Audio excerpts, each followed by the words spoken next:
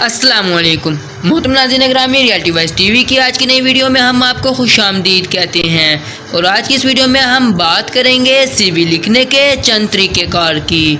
तो मोहतरम नाज़रीन ग्रामी, मुकम्मल आगाही हासिल करने के लिए इस वीडियो को आखिर तक ज़रूर देखिएगा। और इसके साथ साथ अगर आप हमारे YouTube channel reality wise TV पर न्यू हैं तो हमारे YouTube channel reality wise TV को ज़रूर सब्सक्राइब कीजिएगा, ताकि आने वाली ऐसी नई वीडियोस का नोटिफिकेशन आप तक आसानी से पहुंच सके। चलिए चलते हैं अपनी वीडियो की जानिब।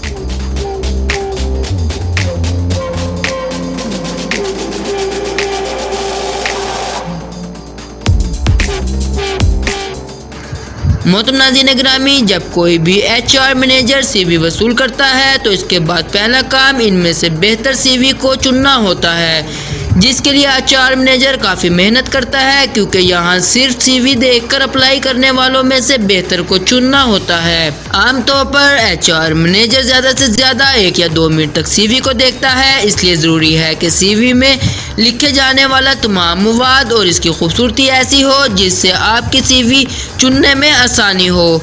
और आपको अपनी CV में मौजूद तमाम मवाद बड़े गौर व खोज के बाद ही लिखना चाहिए। बदकिस्मती से कई बार बहुत लायक और पढ़े लिखे लोग भी अपनी CV में अच्छा मवाद नहीं लिख पाते। इसकी कोई भी वजह हो सकती है, मसलन वो जल्दी में है, इनके पास अच्छी राइटिंग का तरीक़ाकार नहीं, या इन्हें नहीं पता कि जॉब कैसे ढूंढी जाती है, वो अच्छा इंटरव्यू नहीं दे पाते, या इनकी CV जॉब देने वाले को मुख्तसर वक्त में ये नहीं बता पाती कि वो किस कदर ज़हीन है और इनकी कंपनी के लिए एक असासा साबित हो सकते हैं। मोहतरम नाज़रीन ग्रामी, आज की इस वीडियो में मैं आपके सामने ऐसे 10 पॉइंट रखूँगा जिनको जानकर आप अपनी CV को अच्छे से अच्छे डिज़ाइन कर सकते हैं। नंबर 1, CV बनाते वक्त ये ख्याल रखें कि इसे कौन पढ़ेगा और इसके बाद क्या एक्शन लेगा। पढ़ने वालों को कौन सी स्किल और काबिलियत की ज़रूरत है, कौन सी क्वालिफ़िकेशन या डिग्री की ज़रूरत है, वो कंपनी पहले कौन से ट्रेंड को अपना रही है, वो कौन से प्रॉब्लम का हल चाहती है, और आप इसके कौन से प्रोजेक्ट में मददगार साबित हो सकते हैं। नंबर 2, अपनी CV में चुने हुए अल्फाज का इस्तेमाल करें, ऐसे अल्फाज जो आपकी शख्सियत को, आपकी एजुकेशन को, आपके तजर्बा को, आपकी यूनिवर्सिटी को और डिग्री को, इसी तरह आप कोई मेंबरशिप रखते हो तो इसको, वगैरह वगैरह। नंबर 3, आप अच्छे अल्फाज ढूंढने के लिए जॉब एड्स, जॉब की तफसीलात या कंपनी की वेबसाइट से जिसमें आप जॉब के ख्वाहिशमंद हों, जॉब न्यूज़ लेटर्स वगैरह से। नंबर 4, आपके जॉब लेटर्स, क्वालिफ़िकेशन की तफसील और तजर्बे वाले सेक्शन में अल्फाज के दरमियान एक रब्त होना चाहिए। अगर आपने कोई मुश्किल लफ्ज़ अपनी CV में लिखा है तो इसकी वजाहत देना ना भूलें। नंबर 5, आप जिस जॉब में दिलचस्पी रखते हैं उसका बार बार जिक्र कर सकते हैं, और इसके बेहतरीन इस्तेमाल की जगह आपको इसकी क्वालिफ़िकेशन सेक्शन, तजर्बा सेक्शन, मुस्तकबिल प्लानिंग वाले हिस्से में करनी चाहिए।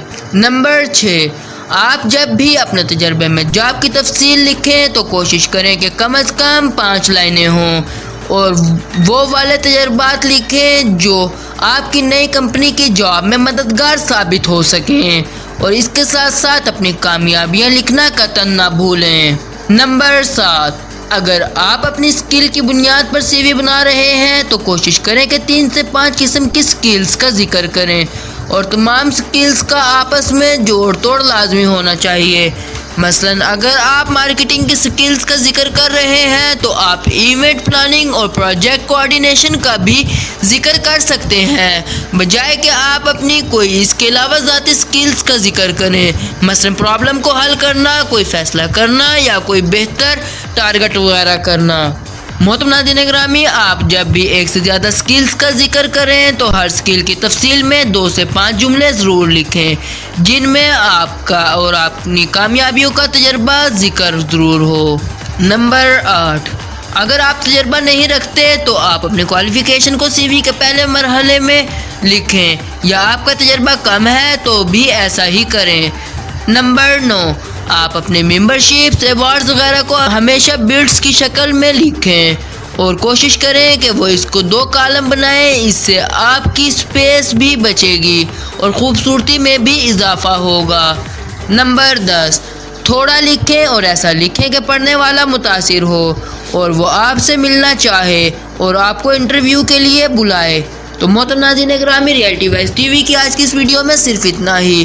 امید کرتے ہیں آج کی ویڈیو آپ کو ضرور پسند آئی ہوگی۔